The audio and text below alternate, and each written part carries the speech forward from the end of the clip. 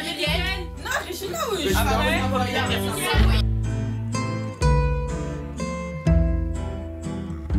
Chacun parle. Il n'y en a pas un qui monopolise la parole pendant une demi-heure et les autres ils sont là, ils font ah ouais tranquille, ils participent pas là-dessus. Tu dis fais le bonus. Pourquoi? Ah ouais, j'ai vu. Salut. Donc, les amis. Il faudrait que sincèrement, vous alliez toucher le firmament de la discussion et de la démagogie.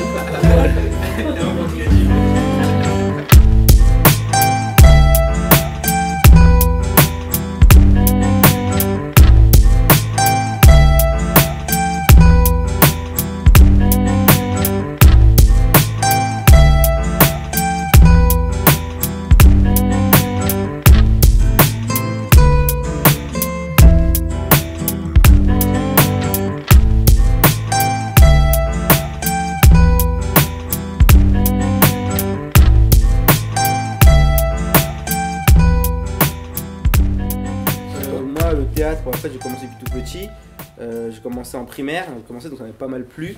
Et en fait, quand la première fois que j'ai joué sur scène, en fait, à la fin, les applaudissements, ça m'a fait rêver. Je me suis dit tiens, je veux continuer à être applaudi quoi. Un moyen de trouver l'amour. Voilà, un moyen. Voilà, donc, je cherche une femme. Garçon d'orgueil. J'ai 20 ans, je cherche une femme absolument. Non, faut surtout pas que ma mère le sache en plus, que comme ça me sortir des femmes de je ne sais où. Non, pourquoi j'ai fait le théâtre? En fait, j'étais quelqu'un qui bossait vraiment beaucoup. À part l'école, je pensais à rien d'autre, je pensais vraiment à travailler, parce que je voulais sortir d'ici. Et en fait, le théâtre m'a aidé à me sortir un peu de ce côté un peu de toujours vouloir travailler. Moi, j'en ai fait parce que dans les quartiers, la plupart du temps, c'est souvent les mêmes activités, genre la danse et tout ça. Et moi, j'ai voulu changer parce que j'ai déjà fait de la danse, j'ai fait beaucoup de trucs. Et j'aime bien être sur scène, en fait.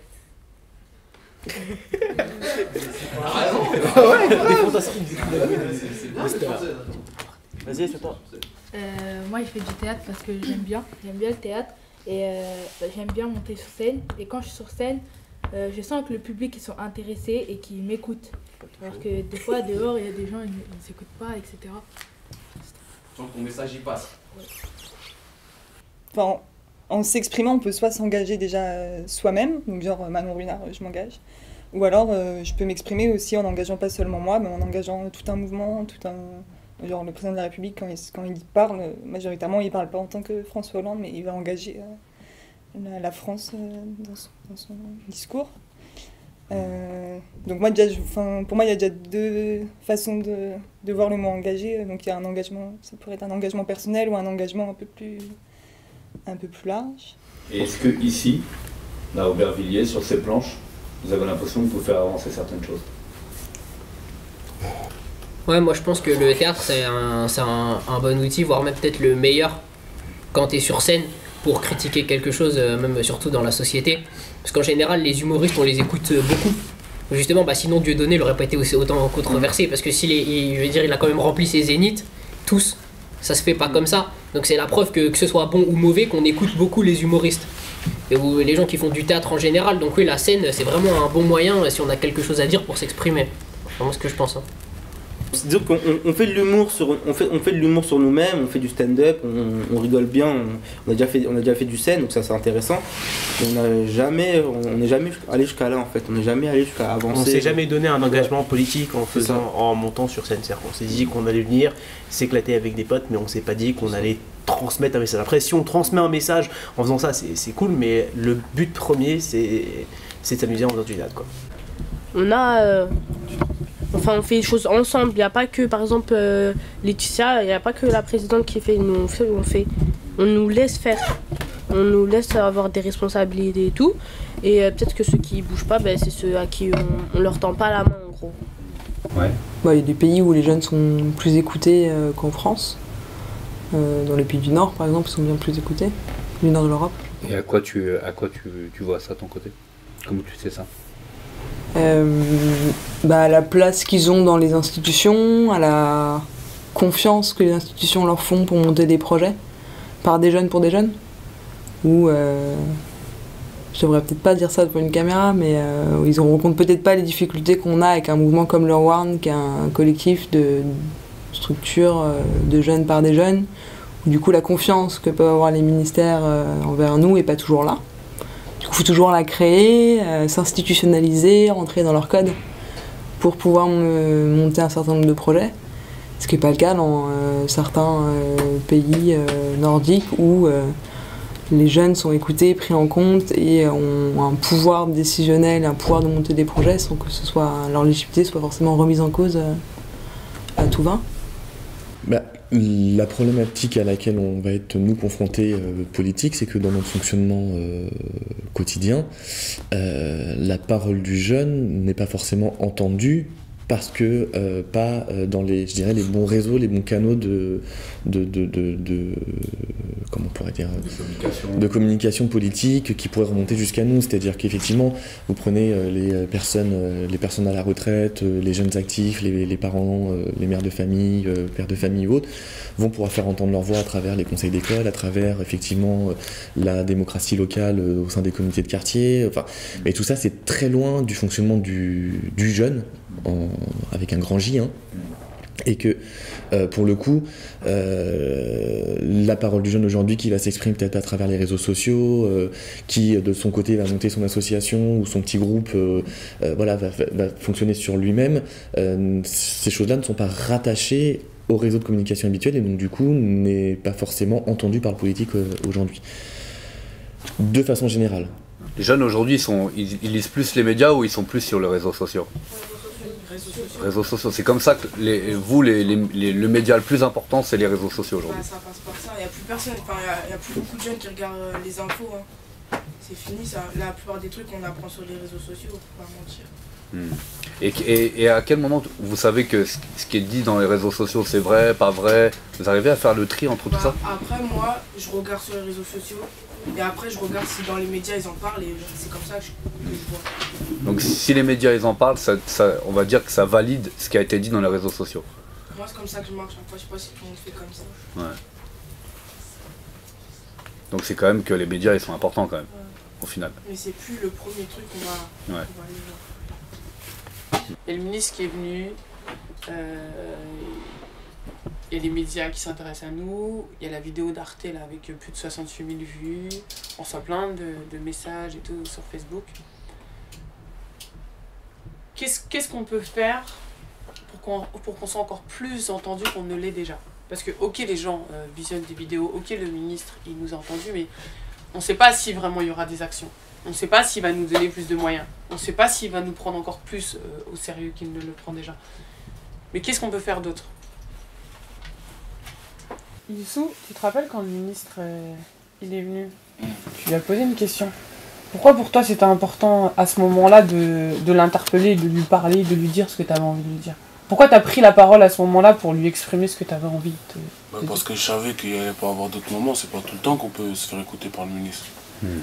Donc quand on a quelque chose à dire et qu'on sait qu'on peut se faire écouter, c'était le bon moment pour poser une question. Parce qu'on peut poser sur internet, on peut faire des vidéos, c'est pas tout le monde qui va l'entendre.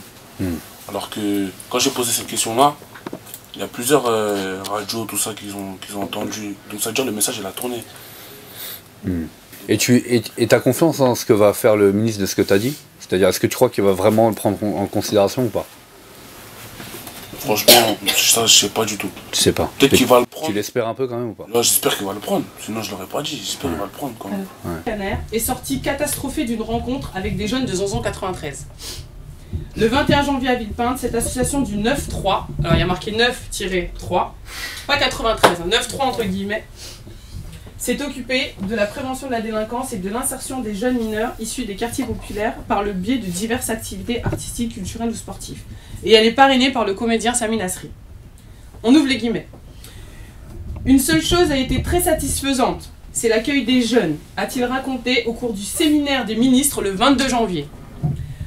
Il dit, donc c'est le ministre qui parle, quand je suis arrivé, ils se sont levés et m'ont applaudi. Après quoi, selon le ministre, il a entendu des horreurs pendant 1 heure. Ainsi, un jeune de 16 ans n'a pas compris pourquoi Dieudonné avait reçu des coups alors qu'on parle de liberté d'expression. Et un autre adolescent a paru obsédé par les caricatures de Mahomet qui insultent le prophète. Conclusion de Caner. Quand la présidente de l'association a parlé, je me suis dit que les animateurs n'étaient pas armés pour répondre à ces stéréotypes. Dans ce cas-là, dès le début, il fallait qu'on dise c'est bon, on ne veut pas parler de ça. Plus personne ne parle de ça. Nous tous, quelqu'un est reparlé de ça encore. Ouais, parce que fallait, c'est que j'ai dit qu'il fallait être cash. Voilà. Fallait direct. Fallait être cash, c'est tout. Ouais, bah ouais, voilà, c'est ça. On s'est fait les dents, maintenant on a les dents, on va leur montrer c'est quoi, c'est tout.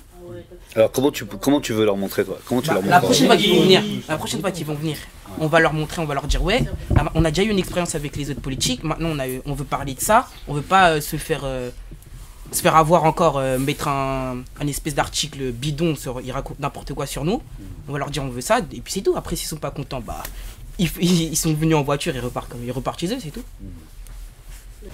Bah, il y a vraiment lors du débat national sur la transition énergétique, avec le REFET, qui est le réseau étudiants français pour le développement durable, on avait monté toute une démarche en se disant on va consulter les jeunes, on va les mobiliser, on va écrire un livre blanc de recueil de propositions de les jeunes pour la transition énergétique. Donc pendant des mois et des mois, on a fait ce travail-là, donc en le faisant aussi en partie à l'arrache, parce qu'on a appris très tardivement que finalement on était intégré dans le débat parce qu'il fallait quand même qu'il y ait des jeunes. Donc on a essayé de faire cette démarche-là du mieux qu'on pouvait. Et du coup, avec Yvan Pasco, qui était le président du REFED à l'époque, on a présenté le recueil de propositions issues de tout ce travail-là à la ministre et à l'ensemble des acteurs qui étaient partie prenante du débat national sur la transition énergétique, donc qui était un peu à la plume de la future loi sur la transition énergétique. On a été écoutés, applaudis, questionnés, mais derrière, dans la loi, dans les faits, dans ce qui reste et ce qui fait qu'il y a du changement dans les lois ou dans les textes juridiques, il n'y a pas grand-chose qui est resté, si ce n'est rien. Alors, le problème qu'on a, de façon plus générale, c'est que c'est pas que chez les jeunes aujourd'hui qu'il y a une perte de crédibilité du politique. Quand on regarde dans notre société, quand vous regardez les taux de participation aux élections, ce qu'on peut entendre, notamment quand on est en campagne électorale ou autre, on sent bien qu'il y a un espèce de fossé qui s'est créé entre les citoyens et leurs représentants qui sont élus dans les différentes strates du monde politique français. Mais parce que je pense qu'il faut qu'il y ait je lâche le mot, une espèce de révolution du politique par rapport à ce qui est aujourd'hui notre société. Je pense que nos arcanes politiques ne sont plus du tout en adéquation avec la vie de tous les jours, et que ce soit pour les jeunes ou pour n'importe quelle tranche d'âge de notre société. Par exemple, contacter toutes les associations qui sont là, ils sont tous dans la même idée. Tous les présidents de toutes les associations vont faire un grand truc et organiser une réunion avec le ministre. Mais que les présidents des associations. Comme ça là, chacun va dire ils sont combien. Ça veut dire quoi? Ça va faire une grande population. Et moi je pourrais dire ça. Que chaque président de chaque association de France, ils font une grande réunion avec le ministre ou quelque chose. C'est mieux. Je pense qu'il faut se rassembler à beaucoup pour avoir un peu. Voilà. Parce que si lui dit ça, il y a un petit coin qui dit ça, c'est mieux de s'unir. L'union fait la force, comme on dit. Donc c'est mieux de s'unir. Plus on est beaucoup, plus on va se faire entendre. Si on est par exemple 5, et si on est 5 ou on est 100, c'est pas la même chose. Il vaut mieux se rassembler, contacter toutes les associations, faire quelque chose. Là, on peut se faire entendre peut-être, parce que comme ça, on va pas se faire entendre. Il va rentrer, il va oublier. S'ils voient que il y a beaucoup de monde derrière toi, ils vont avoir peur, donc ils vont nous écouter. Les politiques vont pas prendre le risque de se mettre beaucoup de monde à dos. Parce que ça marche comme ça chez eux. Et là, si je comprends depuis tout à l'heure, le dialogue qui marche, c'est-à-dire qui va aller provoquer les politiques, c'est le dialogue structuré en fait.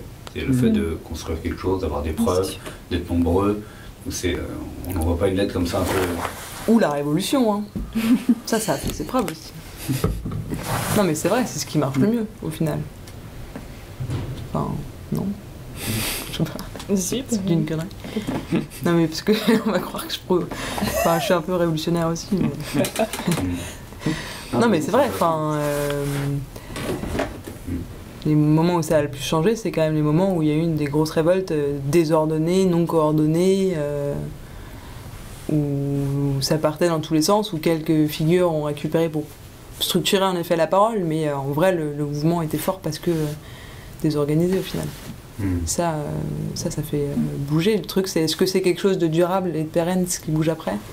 Là, j'en suis moins sûre. Moi, je sais pas ce que vous pensez. En fait, c'est une vraie question au sein du WARN. Est-ce que vous pensez qu'on peut avoir un impact sur la COP 21 avec l'accord avec le nouveau... Dans le contexte actuel, j'ai du mal à voir comment il y aura un accord très fort qui sera pris. Si vraiment il y a une très forte mobilisation avant, peut-être que ça pourra un petit peu les réveiller ou au moins donner des signaux positifs avant la conférence pour dire il faut qu'on se bouge et les citoyens sont déjà prêts à ça. Est-ce qu'on aura vraiment une influence?